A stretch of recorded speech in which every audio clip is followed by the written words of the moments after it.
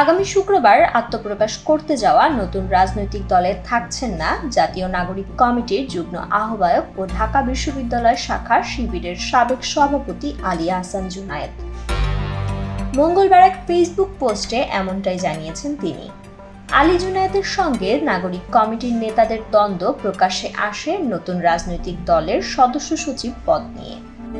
তার অনুসারীরা তাকে এ পদে দাবি করলেও আরেকটি অংশ নাগরিক কমিটির সদস্য সচিব আক্তার হোসেনকে চান। এ নিয়ে টানাপোড়েন চলে নাগরিক কমিটিতে। দেশ জুড়ে তোলপাড় ওয়ালটন ফ্রিজ কিনে আপনিও হয়ে যেতে পারেন মিলেনিয়ার।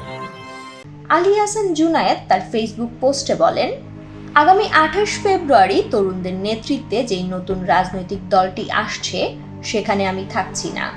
সে কথা আমি আরো সপ্তাহখানেক আগেই জানিয়েছি দলের নেতাদেরকে। বৃহত্তর ঐক্যের স্বার্থে ও জাতির নজর নতুন দলের ওপর নিবদ্ধ রাখতে নীরবতা বেছে নিয়েছিলাম, কিন্তু চারপাশের গুঞ্জন থামছে না। তাই স্পষ্ট করে রাখছি, দেখুন, আগামীর বাংলাদেশ বিনির্মাণের জন্য অভ্যুত্থানের নেতৃত্ব দানকারীদের নেতৃত্বে রাজনৈতিক দল দেশের স্বার্থেই প্রয়োজন। নতুন এই রাজনৈতিক দলের প্রতি আমার দোয়া ও শুভকামনা রইল।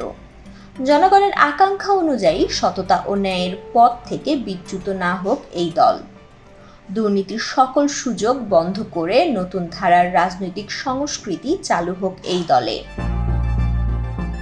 তিনি আরো বলেন, বারবার বলার পরও যদিও হয়নি, তবুও চাই গণতান্ত্রিক প্রক্রিয়ার যথাযথ অনুসরণ ও ইনক্লুসিভনেস এই দলের বৈশিষ্ট্য হোক।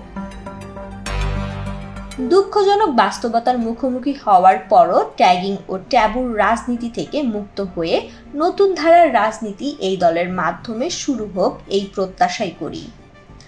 আশা করি অভ্যুত্থানের সময়ে আমাদের মধ্যে যে ভ্রাতৃত্ব, ভালোবাসা ও সহযোগিতার সম্পর্ক ছিল, নতুন রাজনৈতিক পথ চলায়ও আমাদের পারস্পরিক এই সম্পর্ক ও শ্রদ্ধাবোধ অপরিবর্তিত থাকবে। নতুন দল, নাহিদ ইসলাম এবং নবনেতৃত্বের জন্য শুভকামনা রইল।